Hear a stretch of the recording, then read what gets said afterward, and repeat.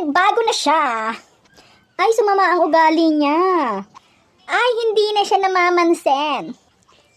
Mga kachika, bakit kaya ganun, no? May mga taong isisisi yung ugali mo na sa kanila naman nagsimula. Like, diba? Mabait ka naman tao eh. Lahat ng tao mabait. Pero, kapag sinagad mo yan, siyempre, may sungay din yan, no? Ito kasi yung mga senaryo ng ibang mga tao na nakakasama mo, no? Na kesyo sasabihin na sa'yo, sumama na ugali, hindi na namamansin, ganito, ganyan. Pero hindi nila alam, kaya ganun ang ugali mo sa kanila dahil sa kanila naman nag-umpisa. Siyempre, kung anong ugali mo, kasi ako, kung ano yung ugali ng tao sa akin, ganun din ako sa kanila. Kung mabuti ka, mabuti ako. Kung pinapansin mo ako, papansinin kita. Pero kung hindi mo ako pinapansin, di lalong hindi rin kita papansinin. Ganun.